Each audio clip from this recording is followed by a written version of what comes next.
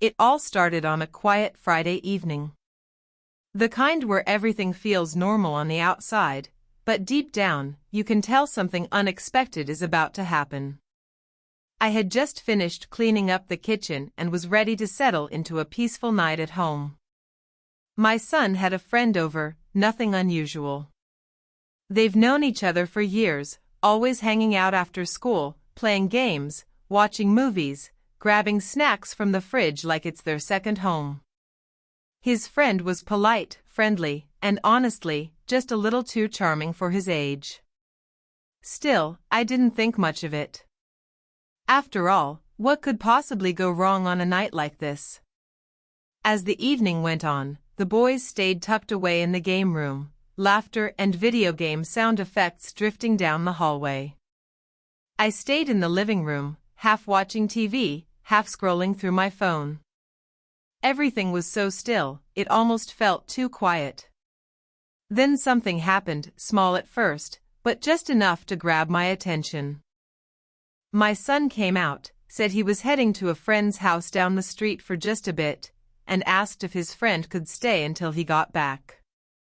Again, it didn't seem like a big deal. I said sure, just tell him not to stay up too late. What I didn't know then was that this simple decision would set off a chain of events I never saw coming. After my son left, the energy in the house shifted. I could feel it. I noticed his friend pacing a little, like he was unsure whether to sit down or leave. I offered him some water and asked if he was okay. He nodded, then smiled, a smile that didn't quite match the nervousness I could see behind his eyes. We started chatting casually, nothing deep, just small talk. But there was something in the air. Something I couldn't quite put my finger on. It felt strange, like I was suddenly seeing a side of him I hadn't noticed before. The clock ticked past 10, and still, my son hadn't returned. I sent him a quick message and got a vague reply saying he'd be back soon. In the meantime, his friend and I kept talking. We moved from the kitchen to the living room. The conversation flowed more easily now, and I began to realize that he wasn't just a kid hanging around his best friend's house anymore. There was a surprising maturity in the way he spoke, in the things he shared, and the way he listened. It caught me off guard. There was something about him that made me feel noticed. Then the power flickered. Just for a second. The lights dimmed and came back, but it was enough to make the house feel a little colder. I got up to check the breaker just in case, and he followed me down the hall. That's when things took an unexpected turn. A loud crash came from the back of the house, like something had fallen, or maybe someone was there. I froze. So did he. We locked eyes, both unsure of what to do next. My heart was pounding. I could see he was trying to stay calm, but his hands were shaking just a bit. I whispered for him to stay close and slowly moved toward the sound. Every step felt heavier, like the air was thick with tension. My mind was racing. Was it an intruder? A broken window? Or something else entirely? When we reached the back door, what we found there stopped us both in our tracks. And that's when everything changed. What happened next shocked me in a way I never expected, and trust me, you won't believe it until you hear the full story. The back door was slightly open, swaying just a little with the breeze. I was sure I had locked it earlier. I always do. It's one of those habits you don't really think about, but now, seeing it like that, my stomach dropped. I glanced at my son's friend. His face was pale, eyes wide, like he was trying to figure out if this was a prank or something more serious. I stepped forward carefully, pushing the door open all the way. The backyard looked quiet, dark, the shadows from the trees barely moving. Nothing looked out of place, but I couldn't shake the feeling that someone, or something, had just been there. We stood in silence for a moment, listening. every sound felt louder now. The rustling of leaves, a distant car, even our own breathing. I closed the door slowly and locked it. Something was definitely off. My first thought was maybe my son came back early, forgot his key, and tried the back door. But why wouldn't he come in through the front or text me? I checked my phone again, still no new messages. I tried calling him, but it went straight to voicemail. I could feel a strange tension settling in, thick and quiet. I turned to his friend and asked if he thought maybe someone else came by. He shook his head quickly, said he hadn't heard anything before the crash. That's when he told me something that made my heart skip. He said earlier, while I was in the kitchen, he thought he saw someone walking past the window at the side of the house, but he didn't want to say anything and make it weird. He figured it was just his imagination. The way he said it, the way his voice dropped when he told me. I believed him. He wasn't joking. He wasn't trying to scare me. And now everything started to feel a little too connected. My son leaving out of nowhere. The open door. The shadow outside. I started going through different scenarios in my head, trying to stay calm, but my thoughts were moving too fast. Was someone watching us? Was it someone we knew? We decided to check the windows, one by one, to make sure everything was locked. As we moved through the house, the silence felt heavy, like the walls were listening. I could tell he was nervous, but he was trying to be brave. He stuck close to me, scanning each room like he was expecting something to jump out. I found myself doing the same. It was strange feeling safer with someone who was technically still a teenager, but in that moment, there was a kind of unspoken trust between us. While checking the last window in the hallway, he suddenly stopped and pointed at the glass. There was a faint handprint. Smudged, like someone had pressed their palm against it and then slid it down slowly. It wasn't mine. It definitely wasn't his. It looked fresh. That's when I realized, whoever it was, they hadn't just been outside. They had been watching us. Maybe for longer than we knew. My chest tightened. I didn't know if I should call the police yet. What would I even say? I didn't want to overreact, but at the same time, nothing about this felt okay. And just when I thought things couldn't get more strange, my phone lit up. A new message. It wasn't from my son. It was from an unknown number. Just 4 words. I see you both. We stared at the screen in shock. And that's when everything truly began to unravel. My hands trembled as I held the phone, staring at those 4 words, I see you both. I showed the message to him, and I could see the fear flash in his eyes. He tried to stay composed, but his voice was shaky when he said, maybe it's just a prank. But we both knew deep down, this wasn't someone playing around. This felt targeted. Personal.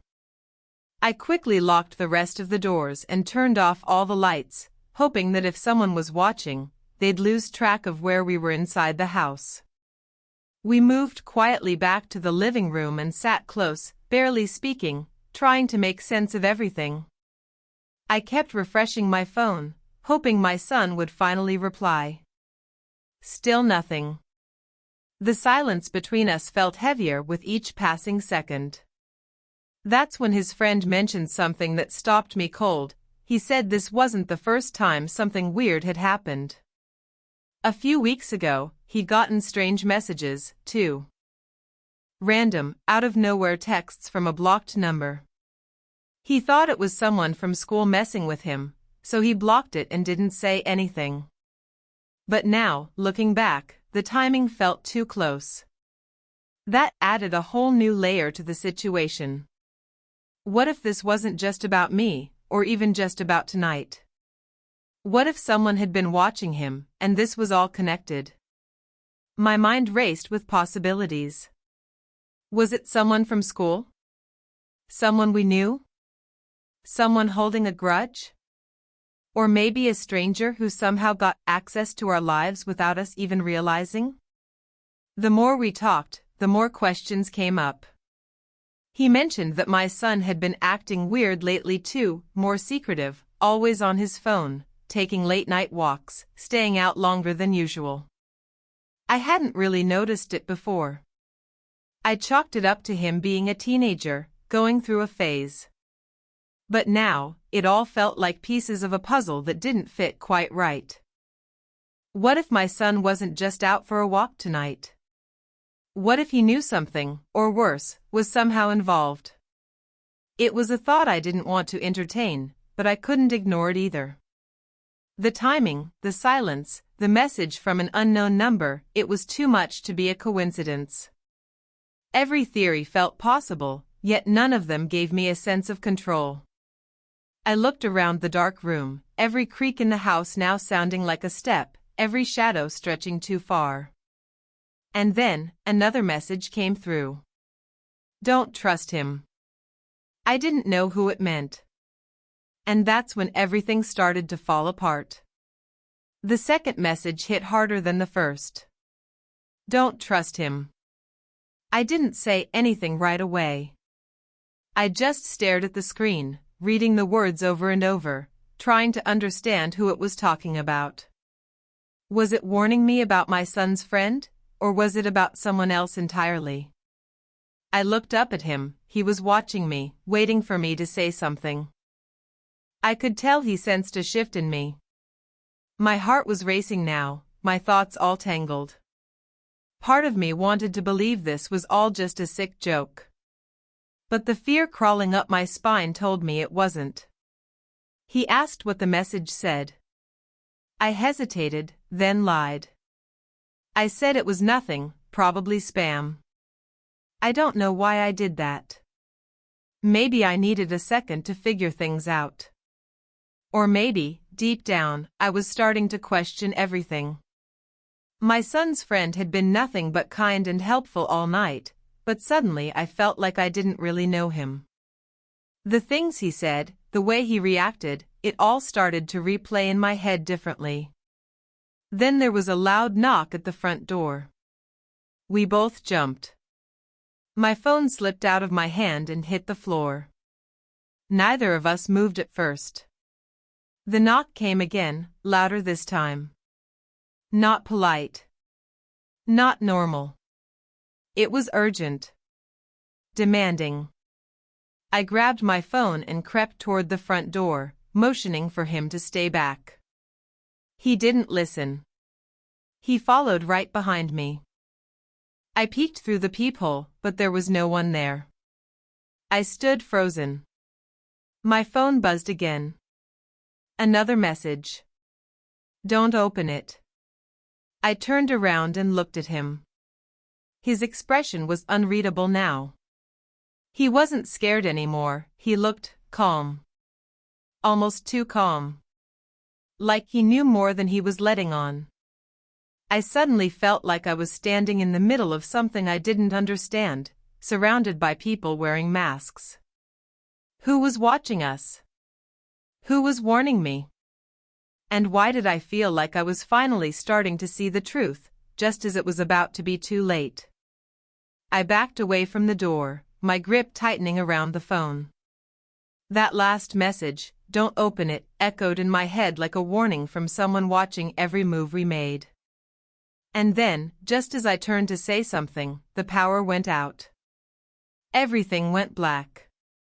The lights. The hallway. Even the street outside. The entire house sank into silence, the kind that presses on your ears and makes your heart beat louder. He stood a few feet from me now, his face barely visible in the faint light from my phone screen. I asked if he had a flashlight. He said no, but his voice had changed. Quieter. Slower. I noticed then, for the first time, that he wasn't checking his own phone. He wasn't reacting the way someone should. In fact, He hadn't once looked at his phone since the messages started. And that's when it hit me. I asked him, slowly, carefully, "When was the last time you saw my son?" He hesitated. "Too long." Then came the second twist. His voice cracked as he said, "I wasn't supposed to tell you this, but he's not where you think he is." My heart dropped. I asked him what he meant, but he looked away, like he was deciding whether to tell me the truth or stick to some plan. Then he pulled out something from his jacket. A folded note. Crumpled. My son's handwriting. It was a letter. Just one line written in shaky pen, "If you're reading this, I'm sorry." I didn't know who to trust. I couldn't breathe. The room felt smaller. Everything was unraveling. The knocks returned, 3 sharp bangs this time, louder than before. But this time, they came from the back door. The one we had already locked. We weren't alone anymore. And the real reason behind that night was still hiding in the dark. The banging from the back door shook the silence. I ran, phone light leading the way, heart pounding in my chest like a warning drum. He followed, still clutching the note, but now I wasn't sure if he was with me or hiding something from me. I reached the back door and paused. Another message popped up on my phone, this one different. He brought them. Before I could ask what it meant, the door burst open. My son stumbled in, covered in dirt, eyes wide with fear. "Lock it. Now," he yelled. I slammed it shut and turned the lock just as shadows moved past the window. My son collapsed onto the floor, breathless, shaking. "They were following me," he said. "I found out something I wasn't supposed to. I tried to warn you, but they cut my phone." I looked at his friend, demanding answers. That's when everything cracked open. He confessed it was never supposed to go this far. He'd been pressured into watching my son, tracking what he was doing. Someone, some group, was after something my son had seen online. A file. A conversation. Something encrypted and dangerous. They didn't want the truth to come out. And the messages? They weren't warning me about him. They were warning him about me, because I had the one thing that could expose them, the password, hidden in my old laptop, the one they thought I'd forgotten. The lights flickered back on. Everything felt calm for one brief second. Until we heard a click. The sound of the front door unlocking. We weren't out of danger yet. And someone who knew too much, had just let themselves in. The click of the front door sent all of us into a frozen silence. My son grabbed my hand, and his friend stepped in front of us, as if to shield us from whatever, or whoever, was coming. But instead of danger, we saw a familiar face walk in. It was our neighbor, Mr. Jensen, the retired detective who lived 2 doors down. He held up a badge and a small tracking device. "I got your emergency alert," he said, nodding toward my son. "Good thinking." Turns out, my son had been onto something big, an online thread connected to a digital blackmail ring targeting teens. He had traced the messages, downloaded files, and saved everything to a hidden folder on our old home computer. That's why they wanted him quiet. That's why his friend had been sent in, to gain trust and report back. But somewhere along the way, guilt took over. That's why he stayed. Why he warned me. Mr. Jensen helped us turn everything over to the authorities. The files were real. The threats were real. But we were safe, and the group behind it was already being investigated. The house, once filled with fear, slowly returned to normal. My son and I talked more. Really talked. He told me everything. And surprisingly, even after all the chaos, he stayed friends with the boy who'd nearly betrayed us, because sometimes people make bad choices trying to fix worse ones. That night changed everything. And even now, sometimes I still check the windows before bed. Just in case. Because now I know, sometimes the scariest things don't knock. They wait until you open the door.